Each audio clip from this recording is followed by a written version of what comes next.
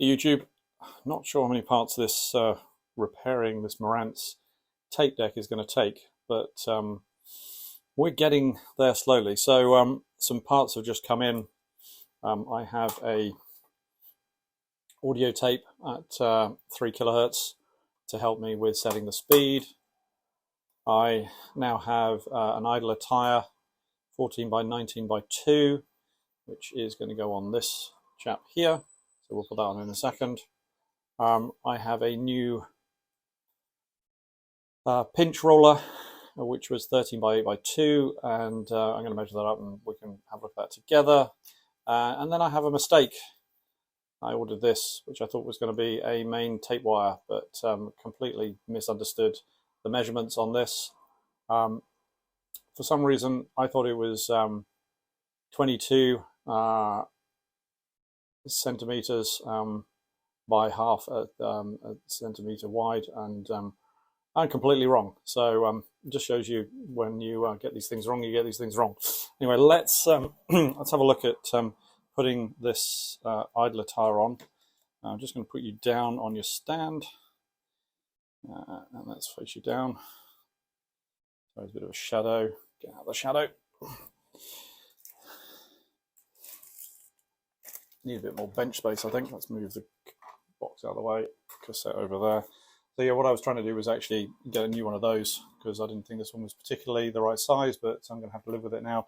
And hopefully the disturbance that I had in the way that was running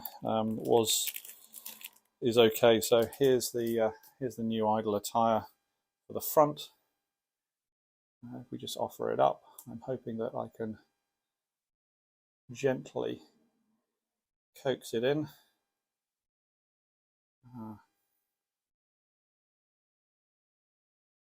Without breaking everything.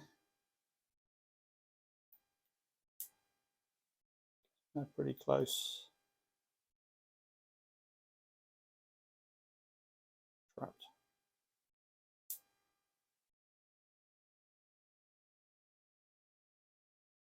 We're in. That looks in to me. So if you remember, that was the outer wheel. That's the inside of the wheel. I've also got some 3-in-1 oil as well, so that I can lubricate some of these parts as we put them in, and the ubiquitous Q-tips. So the other thing is the pinch roller. So here's the pinch roller mechanism. Let's open up the pinch roller, get the new one out. So here's the new pinch roller, just taking it out. Let's again go for width, so about 8 in width, and this was the original, about the same.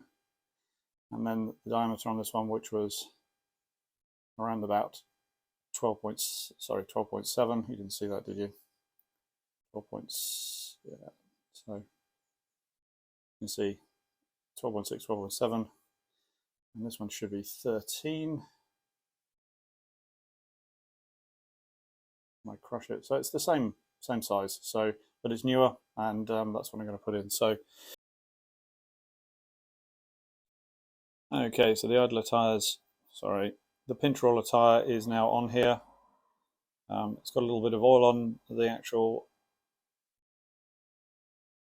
pin, so that's all now pushed through nicely. I probably will just give it a bit of a degrease once I finish this, just to be absolutely certain that I've taken off any of the oil. But let me fit this one back in. So I did put a little bit of oil on a Q-tip, but the Q-tip seems to have just absorbed that completely. But I do want to try and shoot putting this particular idler tire back in, because it is a little bit tricky. We can get a little bit more oil on this.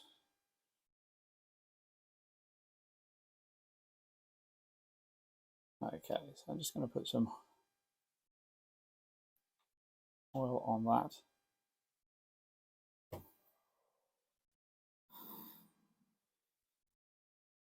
So fitting this on, my hand is going to get in the way, but I need to get this chap out of the way. and also slide it in underneath. Actually, let me try it the other way around for you. Let's see if you can see it better this way.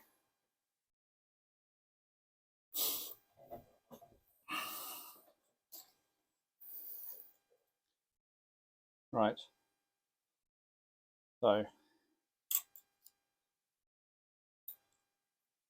I want this guy to come out of the way.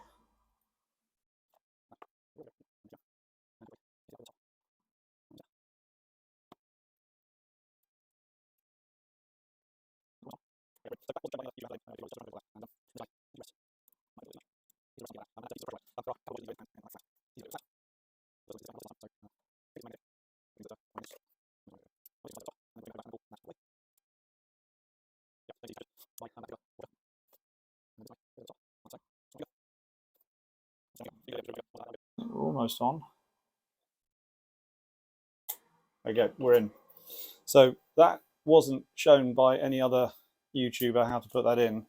I don't know if I did particularly well, but it's just you've got to try and hook it over the top of that.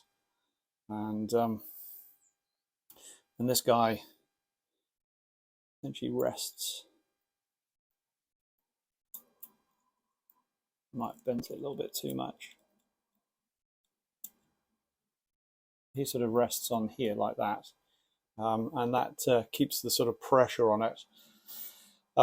There are a couple of washers that need to go in, and again, if I lie it flat, it's easier if I do it with it flat.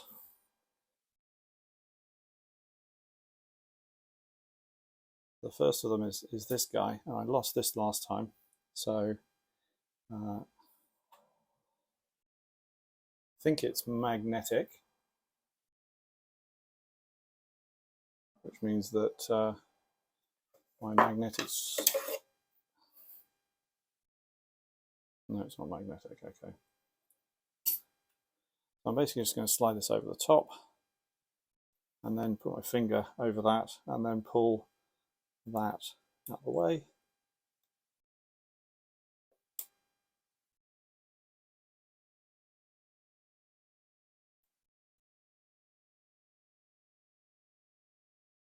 Yeah, so you can see he's captured by that particular washer.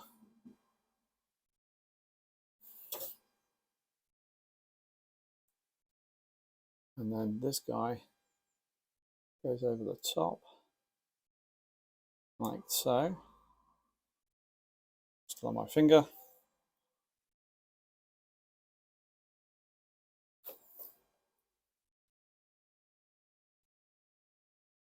Wants to stay on my finger. You can get the idea. Just put it over with my finger. And once I've done that, so again, he's captured that. And what I'm going to do is just use a little tool just to put over the top of it. So I've got like a little, it's got a hole, and what I'll do is I'm just going to push over the top of that very gently, and that's captured. So you can see now that's now pushed down and captured. The pinch roller is the next thing to go in, and you have to essentially get it underneath this clip here. So if you don't know if you can see that, as well as moving this out of the way, so that you can then make sure that when the mechanism reconnects, it does it correctly and efficiently. So I will endeavour to carry on with installing that, and we'll get to the next bits. Right, pinch roller in.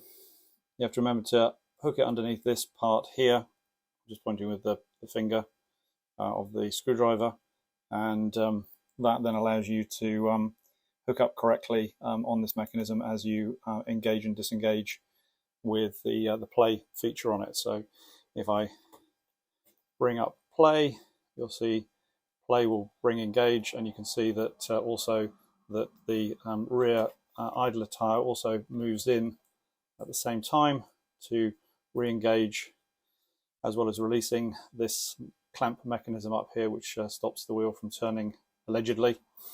So all of that is now coming together quite nicely. what I'll need to then do is put the C-clip onto the pinch roller, which I'll do now. It's the larger of the C-clips, and then I'll go behind the scenes and actually work on the rear of the actual so C-clip now installed, or E-clip, C-clip, E-clip, don't know what they're called. Pinch roller in, front idler tire changed and new, slightly lubricated. Now what we've got to do is fit the capstan wheel and the rear idler tires to the rest of the setup.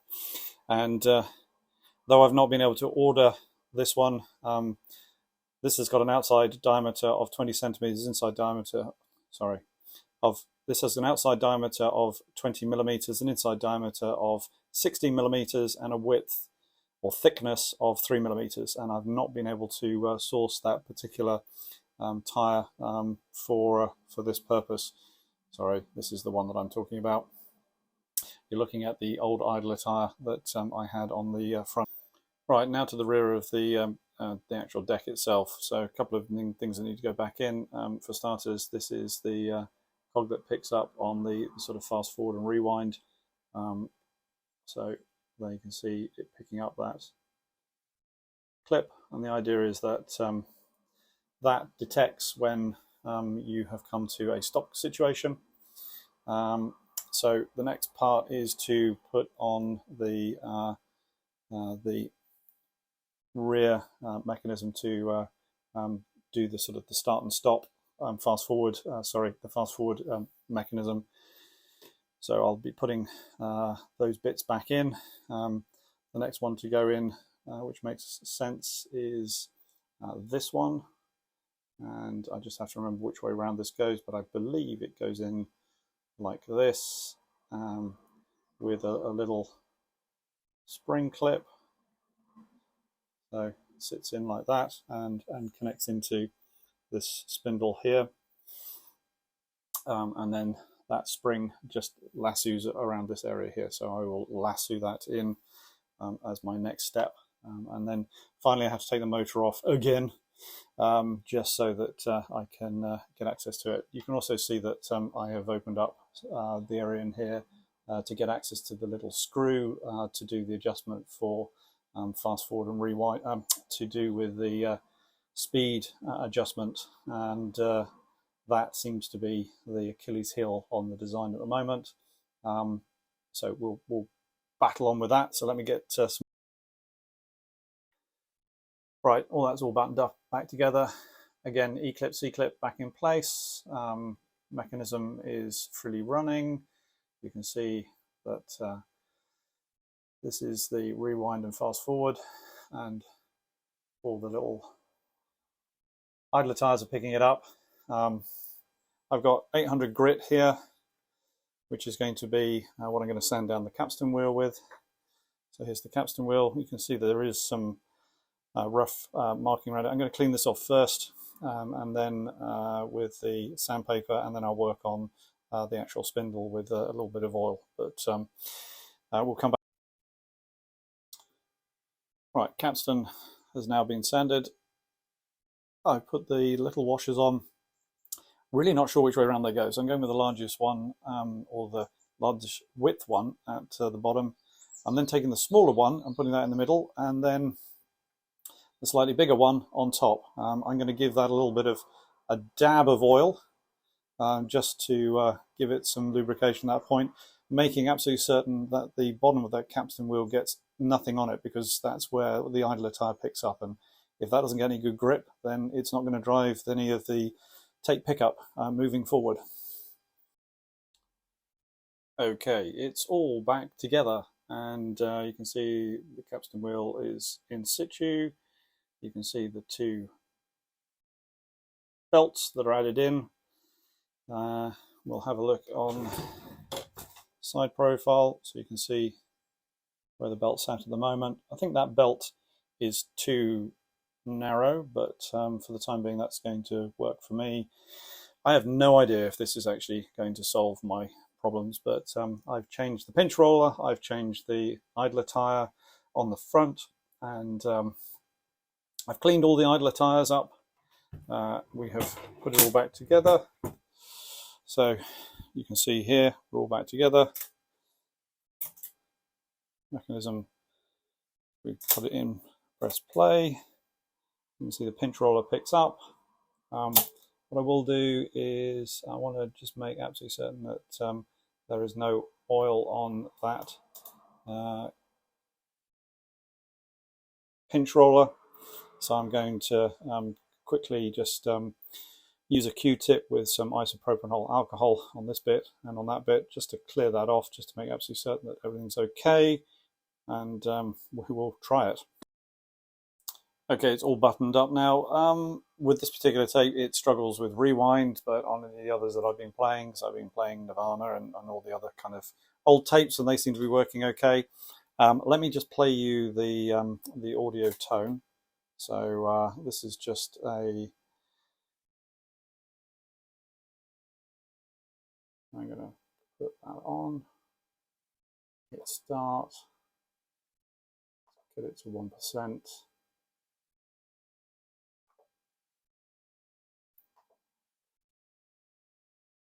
So there's your audio stability from a poorly made, I think, 3 kilohertz tape. It doesn't sound brilliant when I listen to it, but you can see we're holding at least 3.9 to 3 kilohertz with a standard deviation on the range or RMS of about 0.7. So we are, you know, over the 1%, but we're certainly within inside tolerance of the cassette player. There's the cassette player. You can see what I mean. I think this has been over recorded, and there's some funny sounds on this recording, but you know, it's good enough to get, I think, a basic reading from the device. So I'll get rid of the tape, put in a Nirvana tape. You can see we can rewind quite happily, you can fast forward quite happily, you can press play, and you can see the UV meters are running okay. I will play it on the headphones just quickly.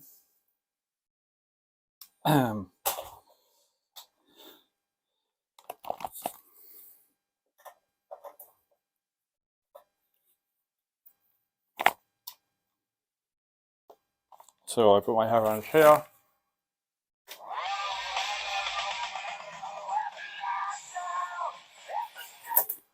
And that's probably all I can actually play before YouTube would strike me on that one. So hopefully they're not going to strike that. But there you could see the Nirvana music being played. You can probably can't pick it up from this distance, but you can see now the UV meters picking up. So overall, everything's been buttoned up. Relatively good fix. As I said, I may put an LED light at the back of that at some future date, but for now that's the end of this video. Thanks YouTube for listening and sticking with this. Boy, that was a long journey, and still need idler tires, but the idler tires that I've got are holding up for the moment, but if I can get some new ones, then I'll definitely pop those in.